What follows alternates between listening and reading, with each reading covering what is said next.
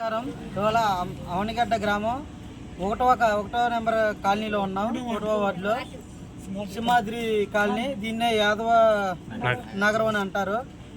ఈ కాలనీలో పరిస్థితి ఏంటంటే కనీసం అన్నం వండుకోవడానికి కూడా నీళ్ళు లేని పరిస్థితుల్లో ఈరోజు ఈ కాలనీ మరీ దీనమైన పరిస్థితుల్లో ఉంది. వాటర్ లేక కనీసం ప్రభుత్వం సర్పంచ్ని అడిగినా ఎవరిని అడిగినా మేమేం చేయమమ్మా, నిధులు లేవు, మేము ఇవ్వలేని పరిస్థితుల్లో ఉన్నాం అనే మాట వస్తుంది తప్పితే ఏదైనా ట్యాంకర్ పంపిస్తాం, మీ తాత్కాలికంగా మీ పరిష్కారం చేసి మేము ఇలాగ ఏదైనా కొత్త బోర్ వేసి లేదంటే వాళ్ళని పెట్టి చేస్తామనే మాట చెప్పిన దాఖలాలు లేవు.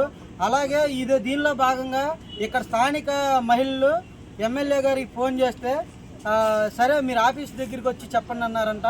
అనేసరికి వీళ్ళందరూ 10 మంది చెప్పి వెళ్ళి ఎమ్మెల్యే ఆఫీస్ కూడా కనిపిస్తే ఆయన నేను ఇప్పుడే చేయించేస్తున్నానని చెప్పి వాళ్ళని సర్ది చెప్పి పంపించేశారు. ఇంతవరకు 24 గంటల దగ్గరగా అవుతుంది. ఇంతవరకు ఒక్క అధికారి కూడా ఈ వార్డు ప్రజల దగ్గరికి వచ్చి ఇలా బాధని పరిష్కారం చేసిన దాఖలాలు లేవు. అంటే ఇప్పటికీ 1 నెల రోజులు కూడా అవ్వాల, వేసవకాలం స్టార్ట్ అయ్యి ఇంకా 3 నెలలు ఉన్నాయి. ఈ 3 నెలల్లో ఈ ప్రజల్ని నీళ్ళు ఎలా తాగమంటారు? అసలు మీరు ఈ ప్రభుత్వం లాస్ట్లో ఎన్నికలు వచ్చిన టైంలో కూడా మీరు చేయకపోతే రేపు అధికారం ఒకవేళ మీకు రావాలని కోరుకునే వాళ్ళు ఇలాంటి సమస్యలు తీర్చకుండా మీరు ఈ ప్రజలను అడగటానికి రేపు ఎలా వస్తారు? మొన్న మధ్యనే అవనిగడ్డ మొత్తం తిరిగినట్టున్నారు ఓటు కోసం. ఇప్పుడే స్టార్ట్ చేశారు. సిద్ధం అంటున్నారు.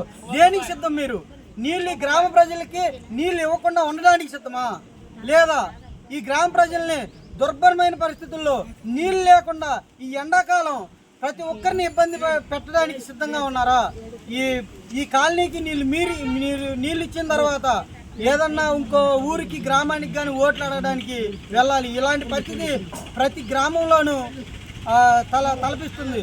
ఈ వైసీపీ ప్రభుత్వం ఎక్కడైతే సర్పంచులు ఉన్నారో, ఎక్కడైతే వార్డు మెంబర్లు ఉన్నారో, ఎక్కడైతే ఎంపీటీసీగా గెలిచారో ఆ గ్రామాల్లోనే ఇలాంటి పరిస్థితి ఉంది.